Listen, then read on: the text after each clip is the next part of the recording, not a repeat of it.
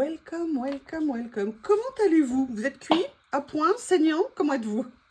Oui, là, c'est compliqué a priori pour beaucoup de monde. Effectivement, ce temps, c'est, on va dire, pesant. Mais c'est l'été. On va se dire qu'il faut faire contre mauvaise fortune bon cœur. On va pas pleurnicher toute la journée comme quoi il fait chaud. C'est une réalité, c'est comme ça.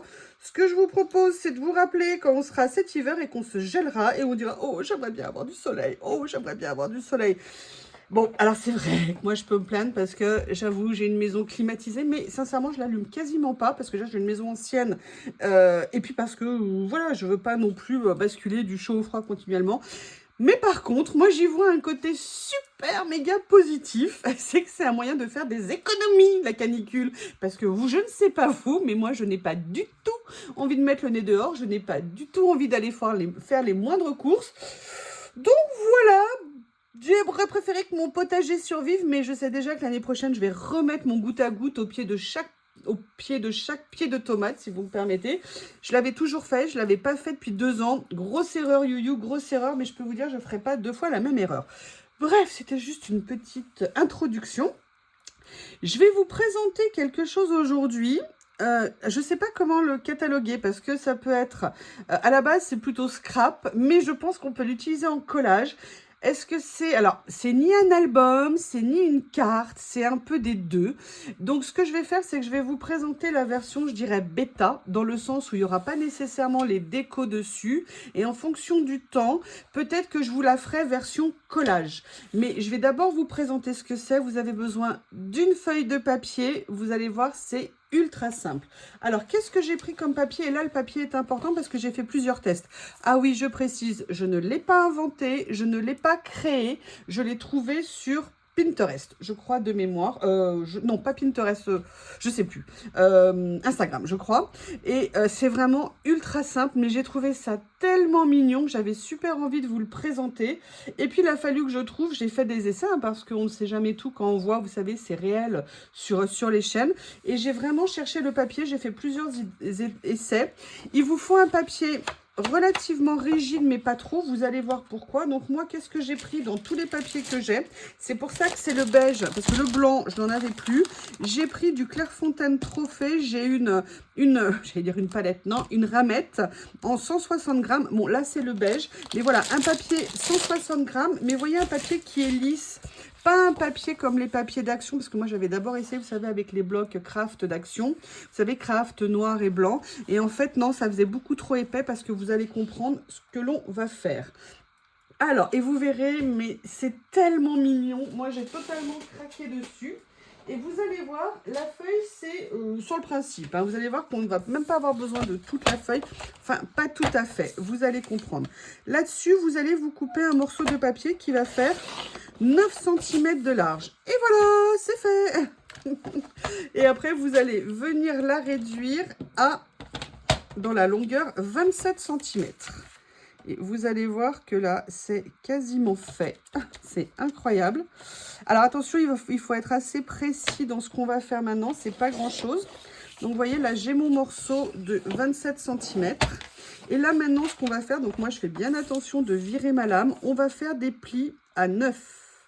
Et là, vous allez venir faire 2 plis. Donc, un premier pli à 9 et un deuxième pli à 18. Alors, sincèrement, je pense que ça existe déjà. Moi, je ne l'avais jamais vu. Hein. Comme je vous ai dit, je ne prétends pas tout connaître du tout. Mais là, j'avoue, ça m'a plu comme format. J'ai beaucoup aimé. Et maintenant... Alors, moi, j'ai mon modèle à côté hein, parce que j'ai dû apprendre. Maintenant, la seule chose qu'on va faire, c'est du pliage. Donc, vous avez besoin d'un plioir parce qu'il est très important de bien aplatir ce que vous allez faire. Et là, c'est la précision. Vous allez simplement venir ramener... Alors, vous voyez, il faut faire attention comme on manipule, hein, pas faire ça comme une brutasse comme moi je fais, bien évidemment. Mais voyez, bien venir plier pour venir se mettre ici. Plus vous serez précis au niveau de votre pliage, vous voyez, moi là, regardez, il y a un petit millimètre d'écart, donc c'est pas top. Donc, je le fais dans le bon sens. Après, vous avez ici, donc pareil, on appuie bien pour faire notre pli. Moi, ce que je fais à titre personnel, c'est que je fais celui du bas en premier, avant de faire, en deuxième, avant de faire celui du milieu. Donc, vous voyez, on vient bien se positionner. Je ne sais pas si vous voyez, je le fais et je vous montre après. Quand vous faites, vous savez, les plis, notamment avec la machine, enfin, vous savez, avec le... Ah, regardez, ça c'est décalé d'un petit millimètre. Est-ce que j'avais mal fait ma coupe? Je ne sais pas, je vais vérifier. Je vais vous montrer quelque chose. Ah non, alors déjà, il faut que je la redresse. Voilà, comme ça. Voilà, ça s'améliore. Vous voyez, quand on fait les plis, on a toujours un petit bourrelet qui vient se former. Il faut bien se mettre à la limite du bourrelet. Le but étant de ne pas dépasser. Donc, vous voyez, on a maintenant ces deux premiers. Et maintenant, on va faire celui du milieu. Et bien évidemment, celui du milieu, on va le faire en zigzag. Je vais essayer de ne pas tout abîmer. Eh oui, je fais des choses nouvelles, hein. Voilà ici, et je vais vous dire qu'on a fini. Voilà, et là maintenant vous avez en fait votre petite créa, mais ça ne s'arrête pas là en fait. Donc vous voyez, c'est vraiment tout mignon. Donc c'est pour ça que moi j'aimais bien, vous voyez, pour faire un cadeau, on peut mettre des messages dedans, on peut venir faire même un petit album de collage, vous savez, pour faire des petits morceaux. Ça peut être vraiment très sympa, il faut juste faire attention de ne pas trop charger au niveau des plis. Et là vous vous dites, mais comment est-ce qu'on fait la fermeture? Et c'est là où c'est vraiment intéressant. Alors, moi, je vais le faire avec des choses que vous allez voir, d'accord? C'est-à-dire qu'après, il faut la sortir à ce que vous voulez faire à l'intérieur. Moi, je vais le faire avec des choses que vous allez voir et je vais vous expliquer ce que j'ai fait. Je vous prenez une pince, enfin une pince, un pic comme ça, un pic à glace, hein, et après, on vous appelle Sharon Stone. Et vous venez situer ici, et j'ai oublié de prendre une aiguille. Oui, la fille qui veut faire de la couture et qui oublie de prendre une aiguille. Donc, vous venez mettre le gabarit de là où vous voulez mettre votre bouton. Je vais du coup aller en chercher une. Et là, moi, ce que j'ai pris comme fil, alors, il faudrait un fil un peu plus épais. Moi, ce que j'ai fait, c'est que j'ai pris un fil très particulier.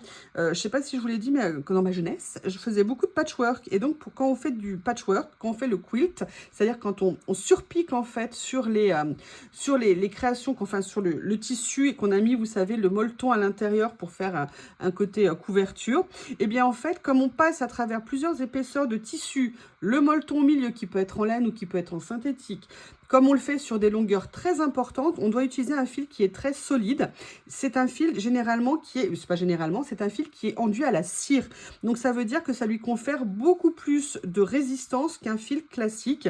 Bon, il se trouve que moi à l'époque, je vais vous faire une petite aparté.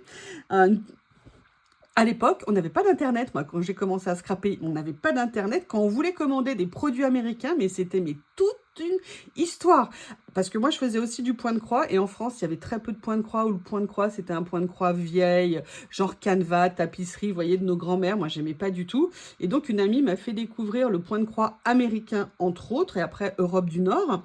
Mais pour commander nos produits, mais il y avait quasiment rien en France. Eh bien, en fait, on allait acheter un magazine qu'on commandait aux États-Unis par correspondance.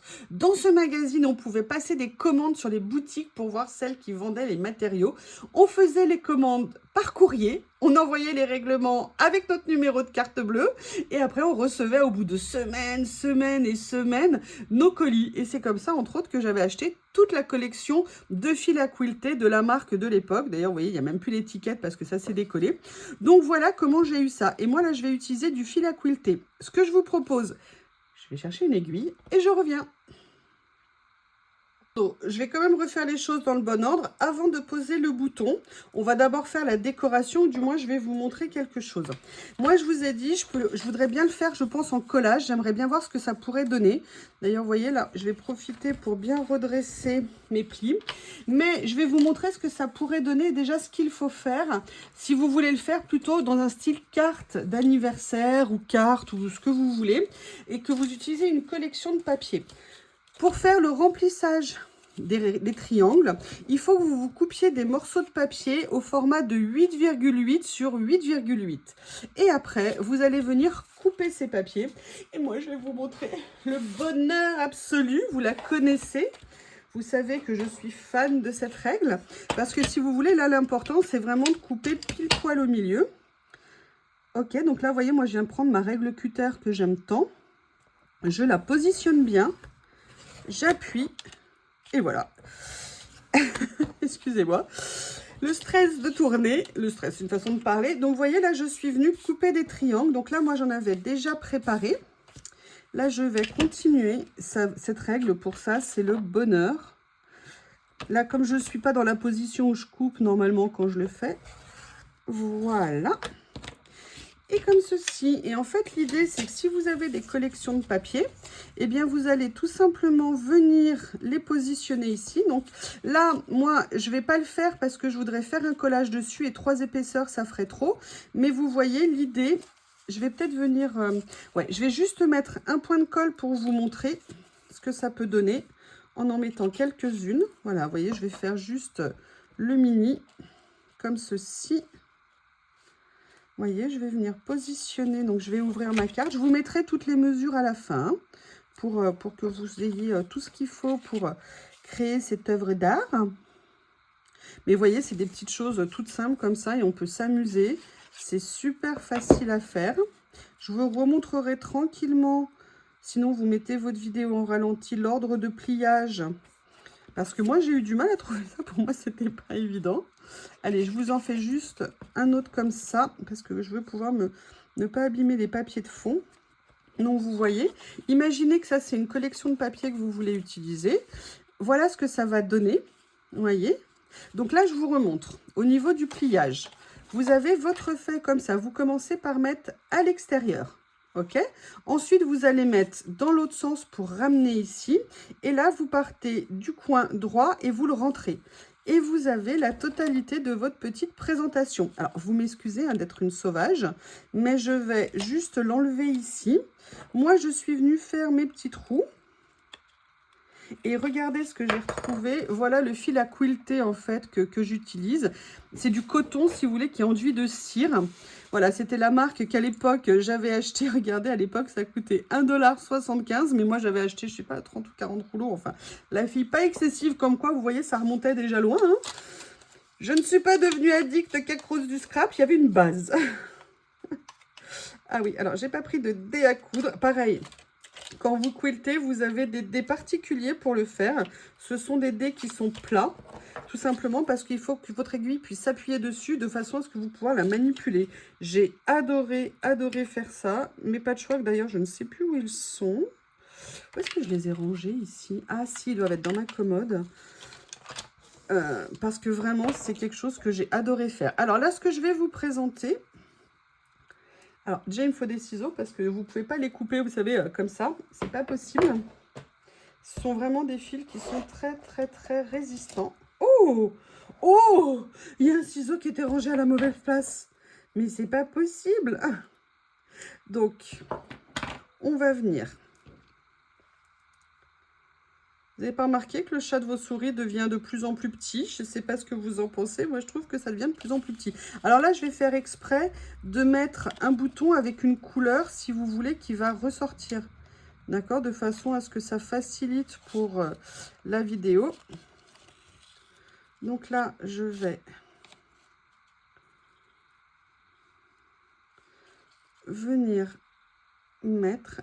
Je vais repérer le deuxième trou parce que voilà, je veux un emplacement entre guillemets particulier. Et là, on va commencer à faire notre couture. Alors oui, je fais plus de point de croix tout simplement parce que je ne vois plus rien. Moi, je brodais mais toute la journée, tout le temps, tout le temps. Dès que j'étais pas en cours ou en train de bosser, je brodais. C'était vraiment ma passion. Mais voilà, le problème maintenant, c'est que je ne vois strictement plus rien. Et oh là là, ça s'était défait. Alors attendez, ce que je vais faire, je vais commencer par faire un petit nœud ici. Je pourrais venir l'enrouler, mais je vais d'abord le mettre là comme ça.